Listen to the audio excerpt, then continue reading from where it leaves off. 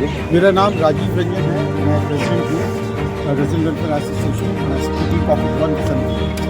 बसंतपुर से निकलकर आप लोग इतनी बड़ी भारी संख्या में जंतर मंतर पर पहुंचे हुए हैं प्रोटेस्ट करने के लिए, क्या कारण है और क्या मांग है? नहीं, हम चाहते हैं कि जो हमारे कंसर्न्स हैं वो हमारी पब्लिक इंटरेस्ट का मामला है। 5000 रेजिडेंट्स हैं, उसमें मोस्टली सीनियर सिटीजन्स हैं, सुपर सीनियर सिटीजन्स हैं, स्कूल के बच्चे हैं। हमारे कॉलोनी के अंदर स्कूल है, सीनियर सेकेंडरी स्कूल है, मिसौरी स्कूल, उनके भी टीचर्स आए हुए हैं, 3000 बच्चे हैं। किंडरगार्टन स्कूल है, शमरॉक स्कूल है, वहाँ भी बच्चे हैं, वसंत वैली स्कूल है। एक हाईली कंजस्टेड कॉलोनी में, एक डेंसली पॉपुलेटेड कॉलोनी में आपने कैसे आपने कंस्ट्रक्शन में मल्टी स्टोरी प्राइवेट बिल्डिंग, कोई नेशनल कॉलेज नहीं है, मल्टी स्टोरी 3 टावर्स और हम लोग 4 फ्लोर पे बैठे हुए हैं, यही है। और प्लस एक और जरूरी चीज़ है AQI।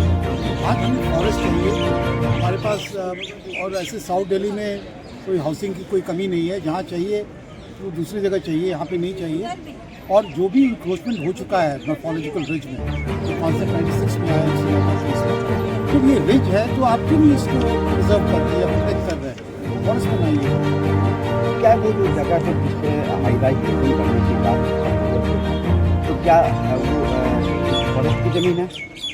देखिए, ये रिज एरिया है, ये फॉरेस्ट की ज़मीन है। ये गांव सभा की ज़मीन हुआ करती थी 1954 से। 66 में जब हमने और कुछ डॉक्यूमेंट देखे, 66 में नरौली का ऑर्गेनाइजेशन भी हो गया, गांव सभा डिसॉल्व भी हो गई।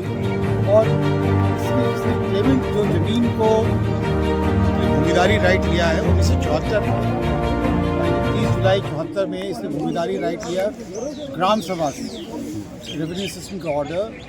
और करीब 20 अगस्त 74 को ये ज़मीन BDA को दे दिया सेंट्रल गवर्नमेंट।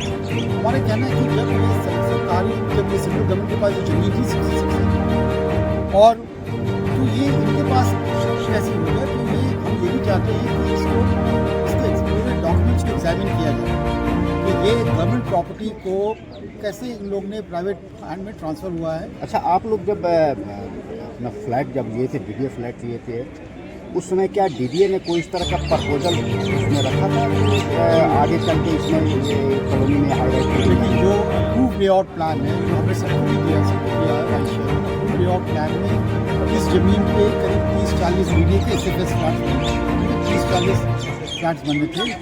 और ये एक सेल्फ फाइनेंसिंग स्कीम है। ये जनरल रजिस्ट्रेशन स्कीम से डिफरेंट होता है। यहाँ पे हमारे पैसे से DDA निर्माण करती है। जो भी यहाँ पे रोड्स हैं, स्ट्रीट लाइट्स हैं, सीवर ड्रेन्स है, इसका फाइनेंस हम लोग ने किया अपने ये जनरल रजिस्ट्रेशन स्कीम नहीं है जहाँ पे आपने 5000 दे दिया और मकान बना के दिए, ये हमने फाइनेंस किया इसको। तो जब हमने प्रेफरेंस दिया वसंतपुर का, एक प्रेफरेंस दिया पॉकेट का, और वो किस बेसिस पे किया? लेआउट प्लान पे, पॉपुलेशन डेंसिटी नॉर्म्स पे, ग्रीन एरिया पे। And all of a sudden आप within 4 corners of B1 एक प्राइवेट कॉलोनी बना रहे हैं, आप किस बेसिस बना रहे हैं? जो ऑब्वियसली ये वायलेशंस हैं और भी हमारे इनकन्वीनियंस हैं। मैम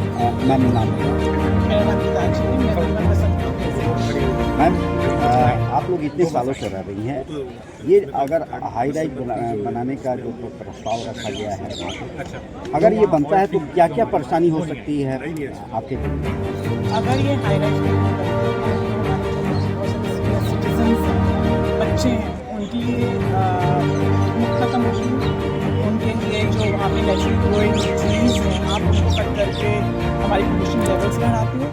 वहाँ पे कंस्ट्रक्शन होती है, वहाँ पे जो मिट्टी और डस्ट उड़ेगी, उससे हमारे फर्दर लंग्स में डैमेज होएगा, हमारी सिक्योरिटी ख़त्म हो जाएगी। बिकॉज जब इतने आप लोग लेके आते हो एक सोसाइटी में, जो सोसाइटी इतने लोगों के लिए बनी ही नहीं है, जहाँ पे हम 4 फ्लोर्स तक के घरों में रहते हैं, वहाँ पे आप 9 फ्लोर्स की बिल्डिंग्स बना देंगे, 4-5 टावर्स खड़े कर देंगे, तो सिक्योरिटी खत्म होगी। आना जाना, कौन आ रहे कौन नहीं, सब खत्म हो गया। हमारे बच्चे जो खेल रहे हैं आज पार्क में फ्रीली, सिक्योर्ड वे में और फ्री माइंड होके, वो सब खत्म कर दिया आपने। वो सबसे अपना राइट टू लिव ही छीन लिया, कुछ नहीं रहा हमारे लिए।